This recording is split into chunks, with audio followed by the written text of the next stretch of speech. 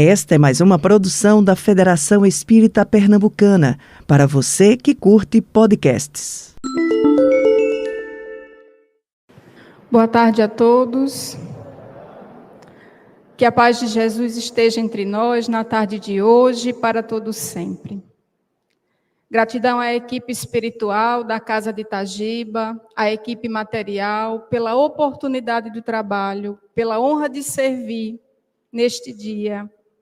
E gratidão também à presença de todos vocês e de todos aqueles que nos acompanham pelas redes sociais. Já agradecendo as boas vibrações, porque sabemos que este trabalho é um trabalho conjunto. E aí as vibrações que são emitidas de todos, para nós que aqui estamos a realizar o trabalho, é de fundamental importância para que esse possa ser executado de maneira coerente. Então, gratidão desde já. Como nos falou o nosso irmão, o nosso tema da tarde de hoje é a justiça divina segundo o Espiritismo, em comemoração pelos 159 anos de publicação do livro O Céu e o Inferno.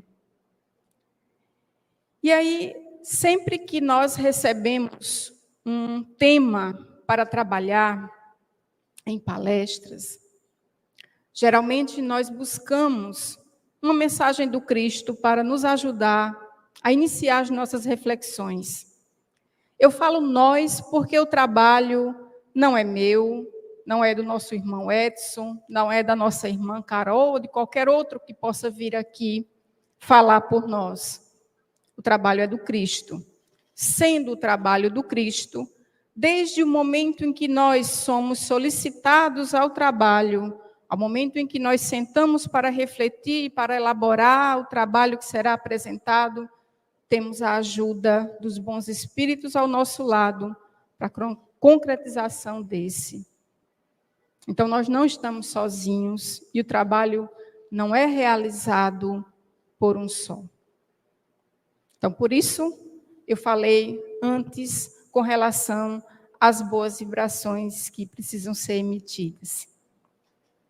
Bom, mas como eu falava sobre o Cristo, nós vamos iniciar a nossa reflexão com duas passagens, dois momentos em que o Cristo nos fala sobre esse tema, céu e inferno ou a justiça divina. Então, os dois momentos estão registrados em Mateus, o primeiro no capítulo 7, versículo 21, e o segundo no capítulo 25, versículo 30. E aí no primeiro, Jesus fala: nem todo aquele que diz Senhor, Senhor, entrará no reino dos céus, mas sim, aquele que pratica a vontade de meu Pai que está nos céus. E aí, um trechozinho da parábola dos talentos, ele volta a falar: quanto ao servo inútil, lançai-o fora nas trevas exteriores. Ali haverá choro e ranger de dentes. É interessante notar, nesses dois momentos em que o Cristo nos fala sobre o tema, que ele traz uma reflexão muito importante para nós. Talvez a mais importante a ser retirada nesse momento. Não é aquilo que dizemos que fazemos. Não é aquilo que falamos, mas é o que fazemos. Então, são as nossas atitudes, são as nossas ações que respondem por nós. Nós somos conhecidos não por aquilo que falamos, mas pelo que fazemos. E aí o Cristo nos traz essa mensagem de maneira muito clara. E ambas se completam. Porque ele diz: nem todo aquele que diz Senhor, Senhor, entrará no reino dos céus, mas aquele que pratica a vontade de meu Pai, que está nos céus. É igual o servo inútil. Porque aquele que se diz servo tem um Senhor. Aquele que se diz servo deveria trabalhar para o seu Senhor. E se ele não faz, ele é um servo inútil. E se eu digo, Senhor, Senhor, mas não faço aquilo que devo, eu estou sendo um servo inútil. Então, se completam. Mas interessante que Jesus sempre falava, muitas vezes, sobre o reino dos céus e sobre as trevas exteriores, querendo nos chamar a atenção para aquilo que nos está reservado, de acordo com a nossa conduta. Veja que ele traz a mensagem de maneira muito clara. Não é o que professamos, não é a religião que abraçamos. Não importa se somos católicos, protestantes, espíritas, não importa. O que importa é o que fazemos de nós. Essa é a mensagem mais importante. E aí a gente se pergunta, ora, Jesus falou tanto no reino dos céus, nas trevas exteriores, que aí a gente passou por muito tempo acreditando de fato que existiria um céu e um inferno, e que nós iríamos ser levados para um desses dois lugares a partir da nossa conduta. Será que esses lugares existem realmente? Será que estão circunscritos em algum canto? Geograficamente situados? Será que vamos realmente para um céu, a viver de deleite para a eternidade ou para um inferno, a arder nas chamas, conforme muitas das nossas religiões nos ensinam? O próprio Cristo, em Lucas, capítulo 17, versículo 20 a 21, ele vem nos dizer: a vinda do reino de Deus não é observável. Não se poderá dizer, ei-lo aqui ou ei-lo ali, pois eis que o reino de Deus está dentro de vós. E aí alguém pode estar se perguntando nesse momento, ora, mas ela não falou em reino dos céus? Não seria o reino dos céus, agora é o reino de Deus? Bom, se nós formos lá no Evangelho, nós vamos ver nos registros de Mateus a referência de reino dos céus. Porque o Mateus falava para os judeus, e na tradição judaica, era de costume não falar diretamente o nome de Deus. Mas aí, nos escritos de Lucas e Marcos, nós vamos ver sim a referência de reino de Deus. Então, reino dos céus ou reino de Deus é a mesma coisa. Ok? Então, quando ele diz que o reino de Deus ou o reino dos céus, como assim queira, não é observável, ele está afirmando o que ele acabou de dizer antes. O reino de Deus, o reino dos céus, está dentro de nós, não em um lugar circunscrito, não em um lugar geográfico. Então, quando ele diz, o reino de Deus está dentro de vós, não importa onde estivermos. Podemos estar encarnados aqui e vivermos um céu ou um inferno. Vai depender da nossa consciência, vai depender daquilo que fazemos de nós. Portanto, não importa onde estivermos. Quem de nós já não experimentou momentos em que a paz, a felicidade invadia a nossa alma e imaginávamos que estivéssemos no verdadeiro céu, ainda que encarnados? Quem de nós não passou já por problemas, por situações dificílimas, onde nós nos imaginamos, nos atormentamos, nos angustiamos e dizemos, estou vivendo no inferno? Então não importa o lugar. Se trazemos o céu ou o inferno dentro de nós, não importa se encarnados ou se desencarnados, levamos em nossa consciência. E aí, diante dessa questão, e com certeza durante muito tempo nós não atentamos para o que Jesus disse, que o reino de Deus estava dentro de nós, nós acreditamos por muito tempo que sim, que haveria um céu e que haveria um inferno e que nós iríamos ser jogados para lá. E aí Kardec no século XIX, mais precisamente a 1 de agosto de 1865, lança a quarta obra da codificação, O Céu e o Inferno, ou A Justiça Divina, segundo o Espiritismo. E vem nos explicar, vem tirar o véu da nossa ignorância e nos mostrar, de fato, o que significa esse céu e esse inferno, de que tanto Jesus falava. Será que devemos temê-lo? Vamos realmente para um lugar eternamente estarmos situados neste lugar após o nosso desencarne? Veja como ele coloca a apresentação do livro. Exame comparado das doutrinas sobre a passagem da vida corporal à vida espiritual, sobre as penalidades e recompensas futuras, sobre os anjos e demônios, entre outras questões, seguido de numerosos exemplos acerca da situação real da alma durante e após a morte. E aí cai por terra o que nós ouvimos muito, ou muitas vezes até podemos ter dito, ora, mas ninguém voltou para dizer. Voltou? Tem um monte de depoimentos aqui.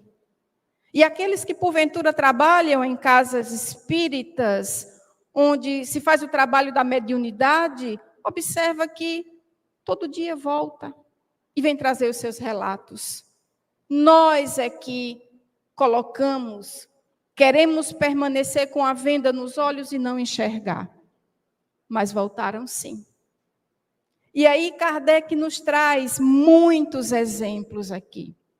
Ele divide a obra em duas partes. Uma sobre a doutrina, onde vem nos explicar, tirar as nossas dúvidas acerca de todas essas questões que nos perturbam e que nos perturbaram por muito tempo.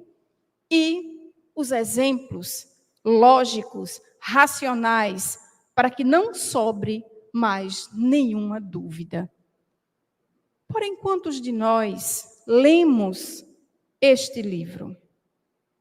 Vejamos que, mesmo nós espíritas, temos esta obra em nossas casas.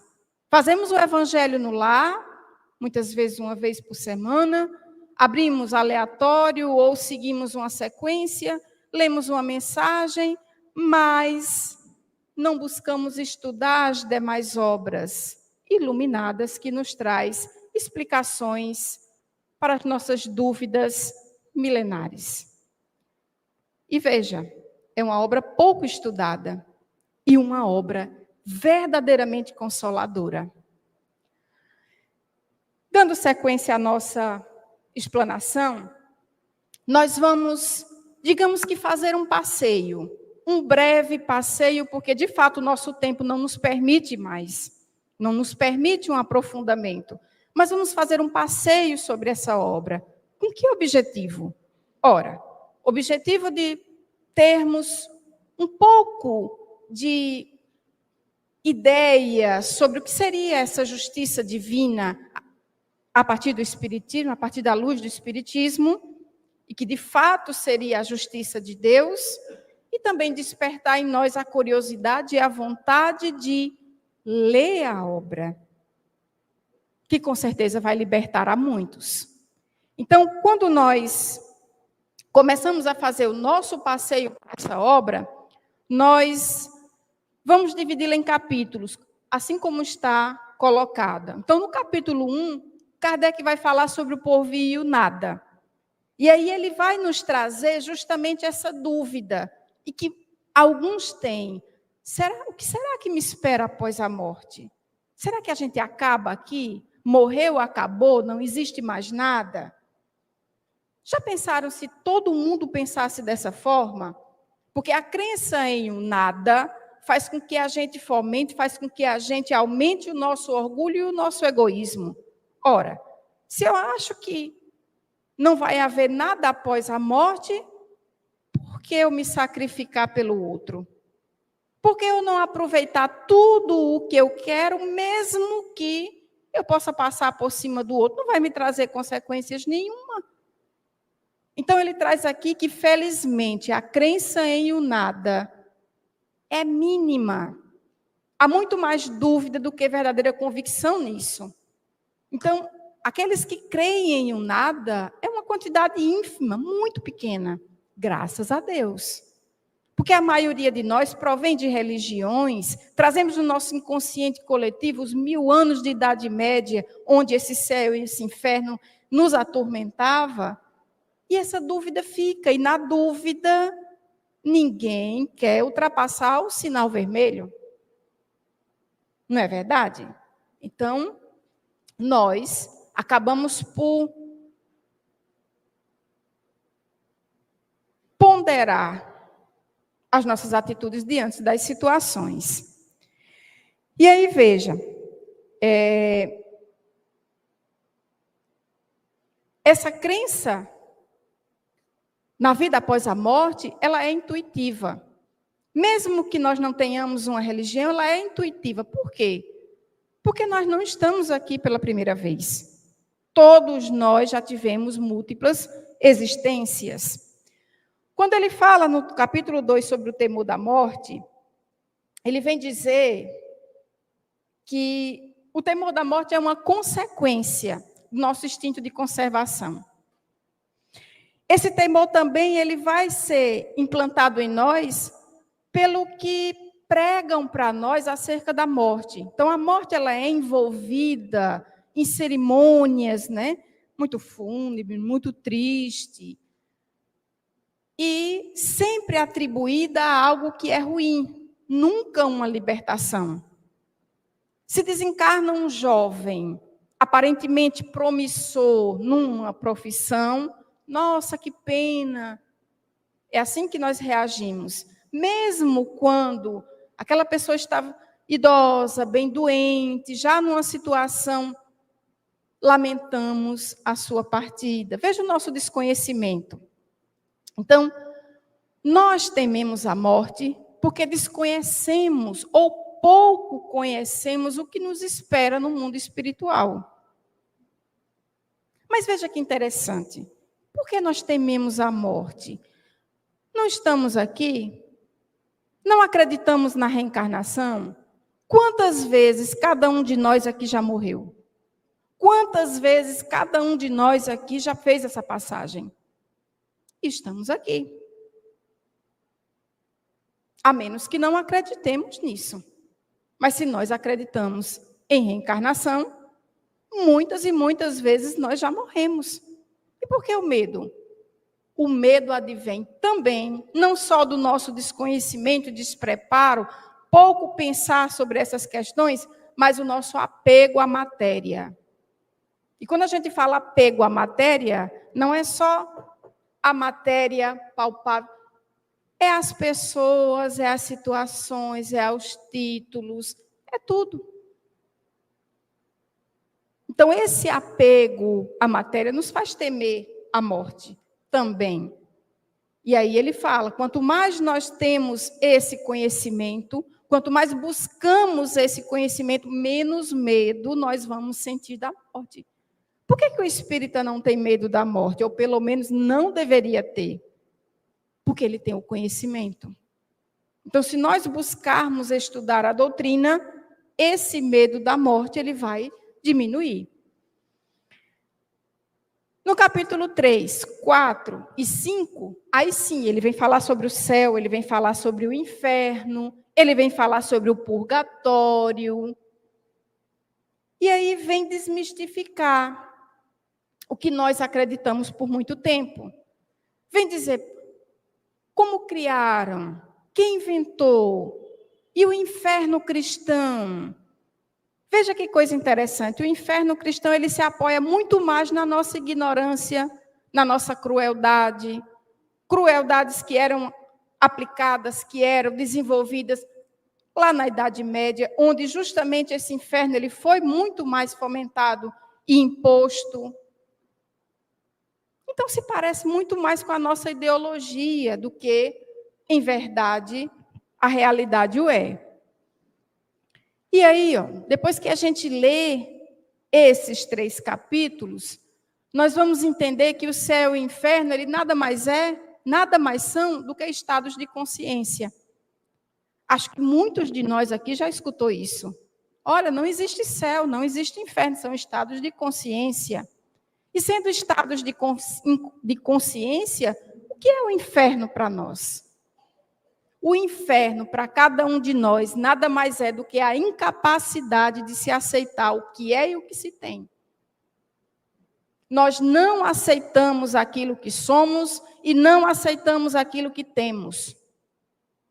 Nós vivemos inconformados com o destino que cada um forjou para nós, para si. Não foi o outro que elaborou o nosso destino. Fomos nós. A responsabilidade é toda nossa. Então, se nós sofremos ou se somos felizes, cabe a nós a responsabilidade. Mas nós não enxergamos isso. Não enxergamos. E aí somos presunçosos. Sempre achamos que merecemos mais. Sempre achamos que merecemos mais. E não vemos o tanto de bênçãos que nós recebemos. Não conseguimos enxergar. Por quê? Por que a gente age assim? Pelo completo desconhecimento que nós temos sobre nós mesmos. Nós não nos conhecemos. Então, nós achamos que tudo que nos acontece de mal é injustiça.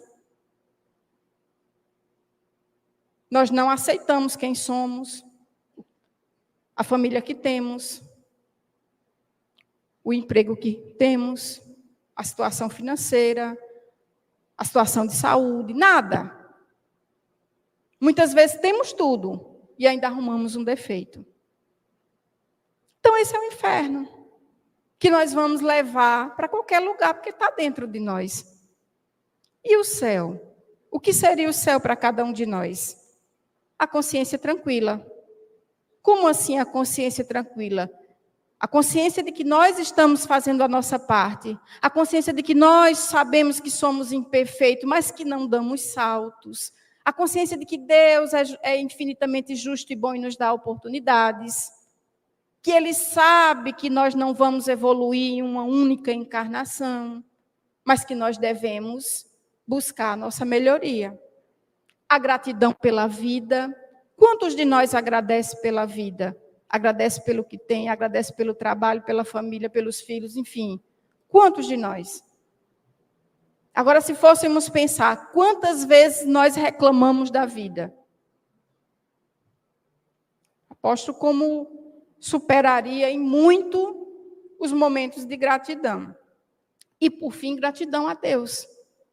Porque se nós não temos a condição de agradecer à vida, aquilo que nós vemos, que está ao nosso redor, que acontece conosco, que é palpável, como agradecer a um ser que nós não conseguimos compreender ainda? Ao contrário, aí nós dizemos, Deus esqueceu de mim. Deus está muito ocupado para pensar em mim. E é assim que a gente pensa. E aí, Emmanuel nos diz, o céu começará sempre em nós mesmos e o inferno tem o tamanho da rebeldia de cada um. Ok, compreendemos que céu e inferno são estados de consciência, mas se nós somos espíritos imortais, para onde vamos efetivamente? Se nós estamos encarnados, estamos nesse planeta, existimos, ocupamos um lugar no espaço, e lá no mundo espiritual? Nós não vamos virar pó. Vamos existir. Mas onde?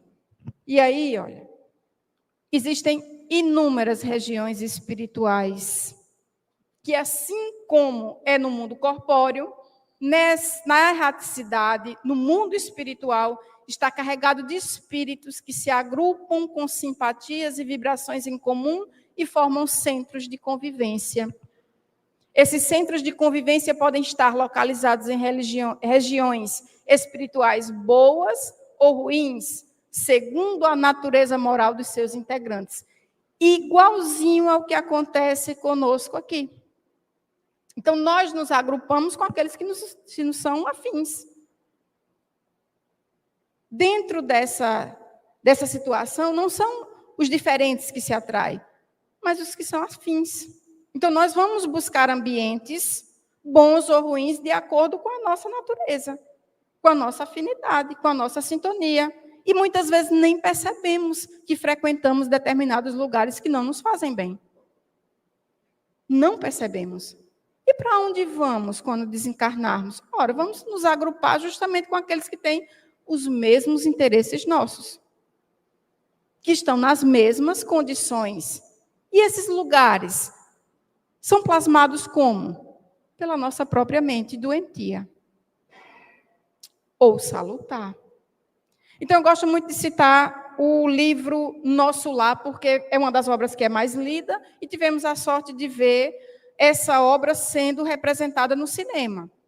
Então, lá no Nosso Lar, nós tivemos a oportunidade de conhecer uma das regiões inferiores, que era o Umbral, onde André Luiz passou 8 anos.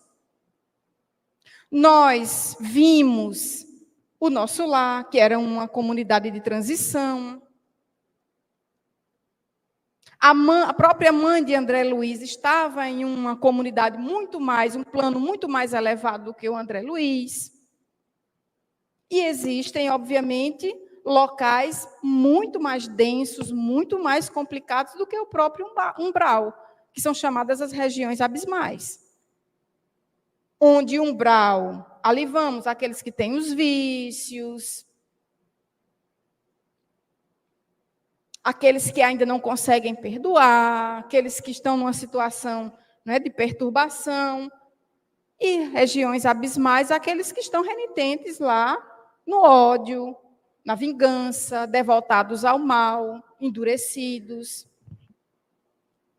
Então, tem espaço para todo mundo, para todo gosto. Essa é a realidade.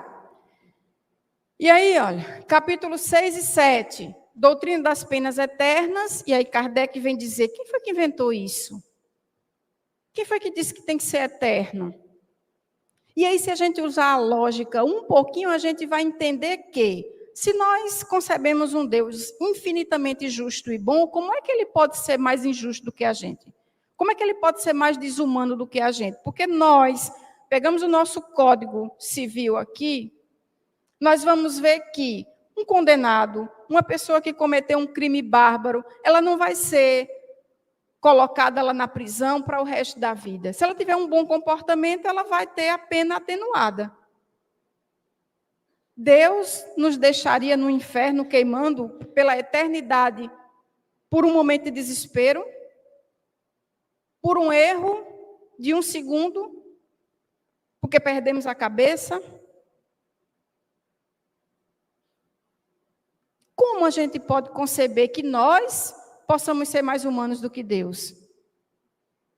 Então, olha, Kardec nos diz, não existe penas eternas, as penas futuras segundo o Espiritismo. E aí a gente vai ver nesse capítulo que existe lá um código penal da vida futura, com 33 afirmativas, 33 questões que são lá colocadas, não como teorias, mas fruto de observação. Os espíritos vêm nos dizer como é que funciona essa situação. Óbvio, lógico que a gente não tem tempo aqui de ler tudo, de analisar todas as questões, mas a gente trouxe algumas só para que a gente possa pensar um pouquinho. Então, olha, na quinta, ele vem dizer que o inferno está por toda parte em que haja almas sofredoras e o céu em toda parte onde houver almas felizes. Confirmando o que o Cristo nos disse, está dentro de nós. Não há regra absoluta nem uniforme quanto à natureza e duração do castigo. A única lei geral é que toda falta terá punição e terá recompensa todo ato meritório segundo o seu valor. A duração do castigo depende da melhoria do espírito culpado. Nenhuma condenação por tempo determinado lhe é prescrita. O que Deus exige por termo de sofrimento é um melhoramento sério, efetivo, sincero, de volta ao bem. Ninguém vai se deparar com um tribunal quando chegar lá, olha, você fez isso, agora você vai passar não sei quanto tempo ali. Não. Quem é que vai nos acusar? A nossa consciência. E muitos de nós aqui já escutou. Onde é que estão as leis de Deus? Na nossa consciência. Ninguém anda por aí com um livro debaixo do braço para consultar. No momento que vai ter que tomar uma decisão, deixa eu ver o que é que eu preciso fazer aqui nessa situação. Não. Deus é muito sábio. Ele coloca num lugar onde a gente não pode esquecer nem perder. Na consciência. Portanto, todos nós sabemos quando agimos de forma correta ou incorreta. E aí, olha, para ilustrar essa questão 13 aqui, a gente relembra a parábola do filho pródigo, registrada em Lucas capítulo 15, versículo 11 a 32, onde Jesus diz que havia um senhor muito rico, que tinha 2 filhos, e o mais novo pede ao pai a sua parte na herança. E o pai divide a herança entre os 2 filhos. O filho mais novo vai embora. Vai para um lugar distante. Quando chega nesse lugar distante, gasta todo o dinheiro de forma devassa. Fica sem nada. E aí ocorre que no lugar aonde esse filho foi, houve uma situação econômica muito ruim, muito difícil, veio a fome, e ele não teve outra alternativa que não pedir, né, para trabalhar para um senhor daquela região. E o que o senhor faz com ele? Manda-lhe que ele tome conta dos porcos. Só que a fome era tão grande que ele desejava comer a comida dos porcos e ninguém lhe dava. Foi nesse momento em que ele caiu em si. Meu Deus, na casa do meu pai, até os empregados têm fartura. Até os empregados têm o que comer de forma farta e eu aqui passando fome. E ele toma uma decisão, eu vou voltar para a casa do meu pai. Vou lhe pedir perdão. Vou dizer que pequei contra Deus, que pequei contra ele. E vou pedir para que ele me receba como servo. E assim o fez.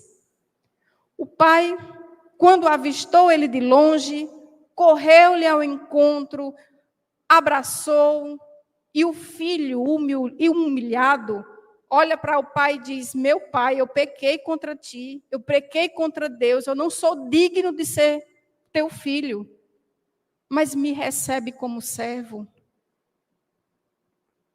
E o pai, a chamar um servo, diz: traz a melhor túnica e o veste. Traz um anel e coloca no dedo. Uma sandália e calça-lhe os pés. Vai em busca de um novilho cevado e o mata-o para que nós possamos fazer uma festa. É assim que Deus faz conosco. Não importa o que fomos, o que fizemos, quantos erros nós cometemos, Deus sempre estará de braços abertos para receber todos nós como filhos pródigos. Porque Deus é amor, acima de tudo. Ele não quer o nosso mal. Nós que buscamos o mal para nós mesmos, nós que fabricamos o nosso próprio inferno. É assim que funciona. E aí, quando nós pensamos que Deus é infinitamente justo e bom, é preciso que a gente compreenda uma questão muito importante. Está lá no 29º, na questão 29ª do Código Penal da Vida Futura, no livro Céu e Inferno.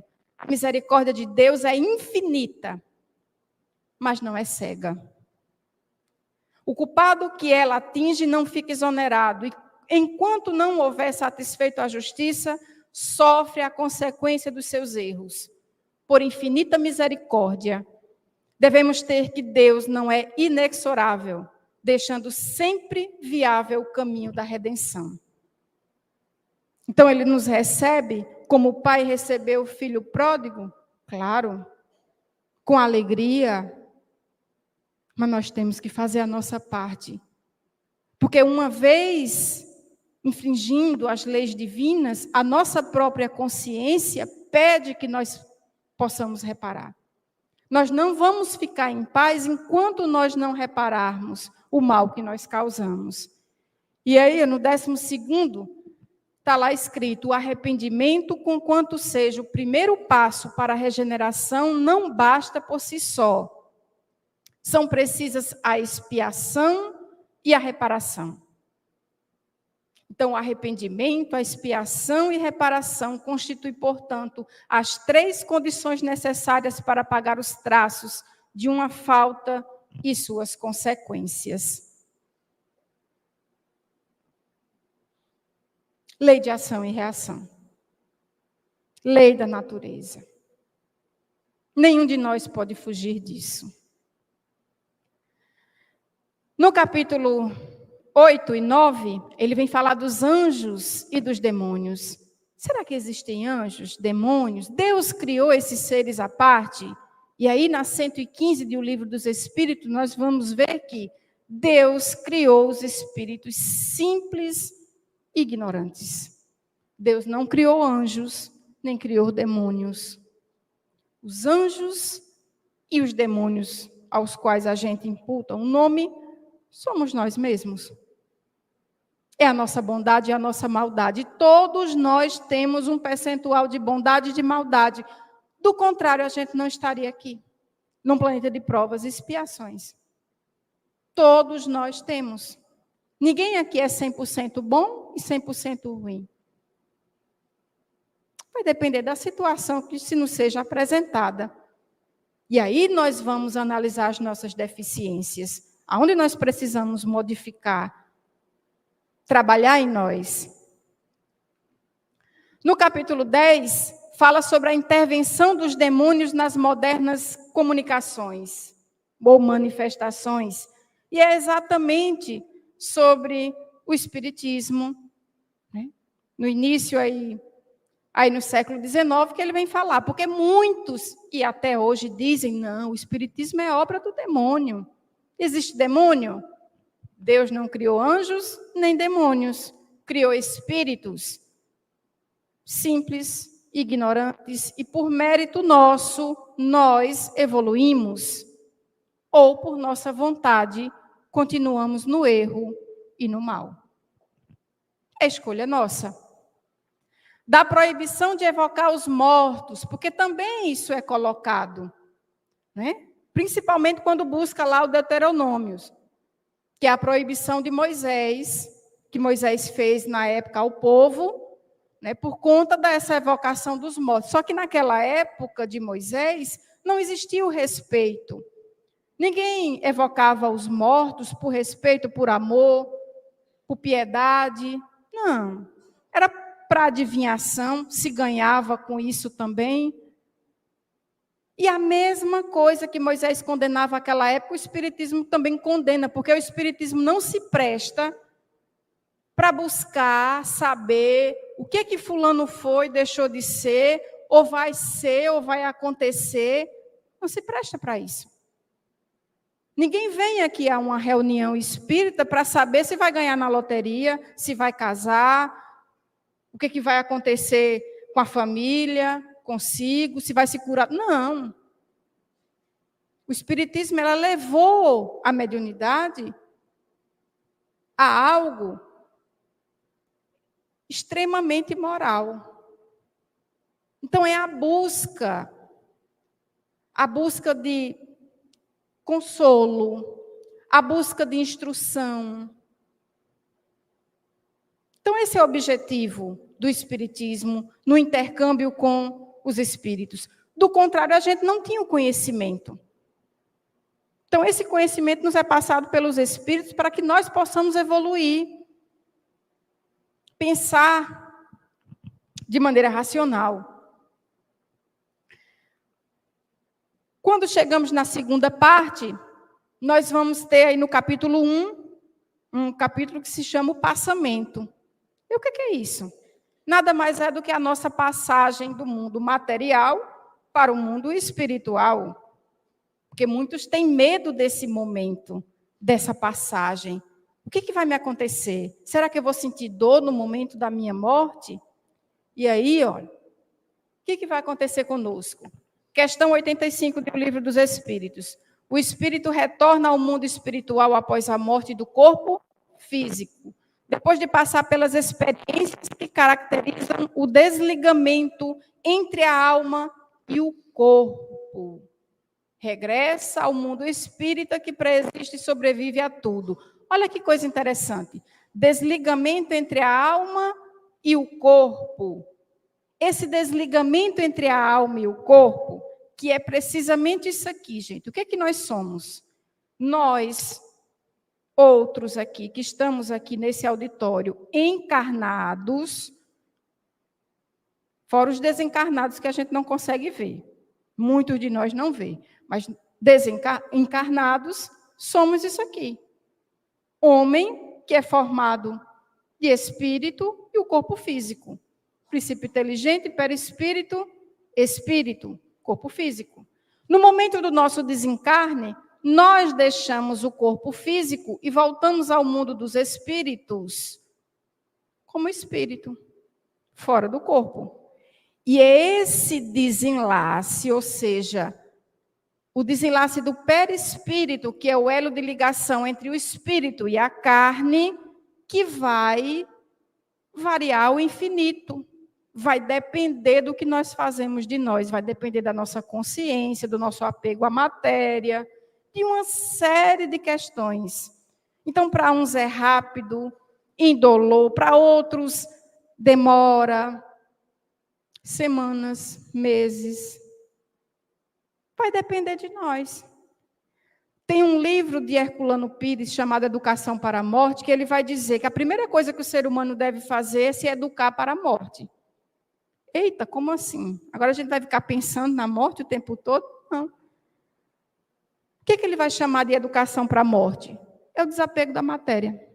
Quanto mais apegados formos, mais difícil vai ser esse desenlace, essa passagem. Veja que tudo que a gente está conversando até agora depende só de nós. Percebem isso? E aí, olha, depois dele esclarecer esse momento específico a qual ninguém vai poder fugir, aí sim, aí tem o mundo espiritual, o qual nós vimos antes, onde vão se reunir espíritos felizes, espíritos em condições medianas, e aqui é interessante, espíritos felizes a gente já imagina, não, foi aquele que suportou as suas provas, né, que fez o bem. Espíritos medianos, aqueles que foram honrados. Sabe aquela história, mas também não fizeram o bem. Sabe aquela história que diz, fulano não faz mal a ninguém, mas também não faz o bem. E aí sofre, gente. Porque quando chega lá, aí pensa, poxa, eu não aproveitei o tempo que eu tinha da minha encarnação como eu deveria. Eu não fiz nada pelo outro. Eu só pensei em mim. Tudo bem que eu fui justo, eu fui honrado. Aos olhos do... Aí um espírito diz, olha, aos olhos dos homens, ser honrado é uma coisa, ser justo é uma coisa, aos olhos de Deus é outra. Então não adianta não fazer o mal, é preciso fazer o bem.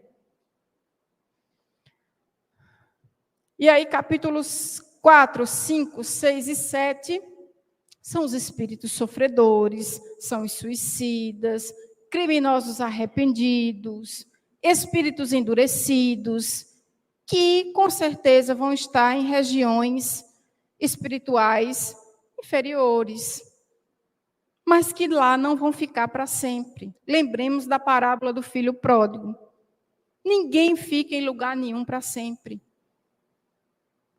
Se lá ainda permanecem por vontade própria, porque no momento em que você tomar a sua decisão de ali sair, vai estar sempre alguém ao seu lado para lhe auxiliar e lhe tirar.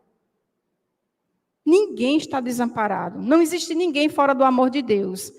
E aí, olha, capítulo 8, as expiações terrestres. E aqui é interessante, muito interessante esse capítulo, Porque a gente vai entender com esse capítulo o porquê que a gente sofre. O porquê que acontecem determinadas coisas conosco. Que a gente acha injusta, né? Às vezes é uma pessoa tão boa. E a gente, por que fulano sofre tanto? Não faz mal a ninguém. É uma pessoa tão boa, tão caridosa, tal. Mas sofre. Por quê? Porque nós não temos só essa encarnação. Porque as encarnações, elas são solidárias. Porque hoje nós estamos sanando determinadas questões que nós nos envolvemos no passado e estamos plantando hoje para colher mais à frente. Então, só não podemos esquecer de uma coisa muito importante que Pedro vai registrar lá na sua primeira carta, capítulo 4, versículo 8. O amor cobre a multidão de pecados. Então, por mais que a gente esteja passando por situações difíceis, por uma doença, por um problema financeiro, por qualquer revés da vida, por mais que a gente esteja numa situação, a gente sempre tem que lembrar, o que eu estou fazendo de mim? Porque no momento em que a providência divina chega para nos cobrar a conta, se nos encontra em trabalho íntimo e pelo próximo, aquilo é atenuado. O amor cobre a multidão de pecados significa que nós devemos muito, mas Deus é tão bom que Ele nos faz pagar a prestação. E muitas vezes, aquele boletozinho ali, deixa eu ver, era para cobrar tanto, 1.000, 10.000, vamos cobrar só 1.000? Porque ele tomou resoluções positivas com relação à vida. Então, vai depender do que nós fazemos de nós. Bom, então, nós compreendemos, com esse passeio muito breve que nós fizemos sobre a obra O Céu e o Inferno, que Kardec, lá no século XIX, ele reformula o pensamento religioso da época. E nós concluímos que nós somos imortais, não existem penas eternas, o céu e o inferno são estados de consciência, ninguém vai ficar para sempre em lugar nenhum, nosso destino é evoluir, e os esclarecimentos que essa obra nos traz, verdadeiramente liberta e consola. Mas é preciso que a gente busque esse esclarecimento. A casa dispõe de palestra pública sobre o céu e o inferno, na sábado pela manhã, de 9 às 10. Mas nós podemos buscar esse esclarecimento pela leitura do livro ou ingressando em um curso mesmo da casa. Por fim, gente, quando nós compreendemos todas essas questões, nós compreendemos que quando Jesus nos dizia que ele deixaria as 99 ovelhas no aprisco e ia em busca daquela única que havia se perdido, ele estava acenando para nós com uma promessa: nenhuma ovelha que meu Pai confiou se perderá. Nós somos as ovelhas do Cristo, e o Cristo é o nosso pastor. E ele já nos disse: ninguém vai ao Pai, senão por mim, porque eu sou o caminho, a verdade e a vida. Então nos resta, gente, agradecer a Deus pela existência, a Jesus pelo amor infinito que Ele tem por cada um de nós e fazermos a nossa parte. Muito obrigada pela paciência, muito obrigada pelas boas vibrações e que Deus abençoe a cada um de nós. Você ouviu o podcast da Federação Espírita Pernambucana.